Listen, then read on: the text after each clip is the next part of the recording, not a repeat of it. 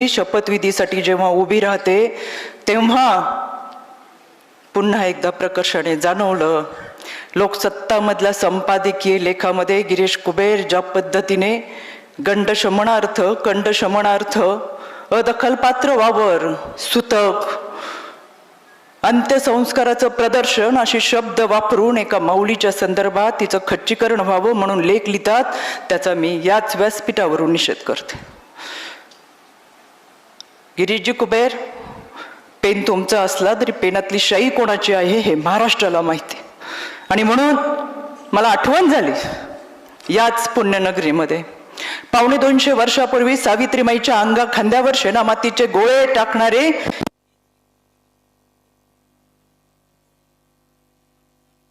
हा लढा आता प्रखर करावा लागेल. हा रस्ता वाटतो तितका सोपा नाही. हा केवळ सुनेत्रा वहिनींचा अपमान नाही, तर हजारो लाखो महिला भगिनी आहेत ज्यांच्या पती निधनानंतर त्या पुन्हा एकदा पदर कमरेला खोसून लेकरांना बरोबर घेऊन लढण्याचा प्रयत्न करतात. त्यांचं खच्चीकरण तुम्ही केलं. समाजामध्ये वावरणं या विकृतीच्या विरोधात लढावं लागेल. खरं तर तिचा सन्मान होणं, तिने जबाबदारी पेलय, तिला उभारी देणं, आम्ही तुझ्या पाठीशी आहोत हे सांगणं गरजेचं होतं. पण अत्यंत चुकीच्या पद्धतीने ही मानसिकता आपण दाखवली. त्याच्यामुळे आमच्या कोल्हापूरच्या हेरवडच्या ग्रामपंचायतीमधल्या महिलांचा निर्णय असेल, चांद्रयान यशस्वी झालं म्हणून जल्लोष करणारे आपण असतात.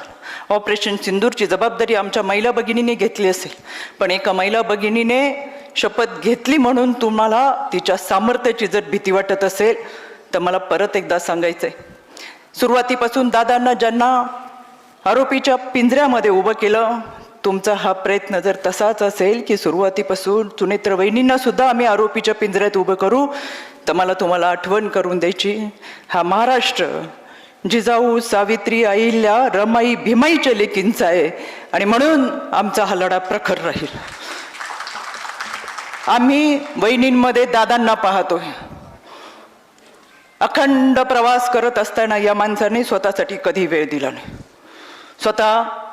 स्वतःच्या आयुष्यासाठी कधी जगला नाही. महाराष्ट्राच्या कानाकोपऱ्यातून येणाऱ्या दिनदुबळ्यांसाठी हा माणूस झिजत राहिला. त्याचा सर्व प्रवास आपण सगळ्यांनी उघड्या डोळ्यांनी पाहिला. आणि म्हणून या कुटुंबासमवेत उभं राहत असतानाच या माऊलीशी पाठीशी उभं राहणं हीच दादांना खरी आदरांजली ठरेल. बोलण्यासारखं खूप आहे. गिरीशजी कुबेर आणि त्यांच्यासारखं लिखाण करणाऱ्या लोकांना आम्ही वेळोवेळी सावित्रीच्या लेखी म्हणून हा प्रश्न विचारत राहू. पण मला सुरेश भरांटांच्या ओळी आवर्जून या ठिकाणी सांगायच्या.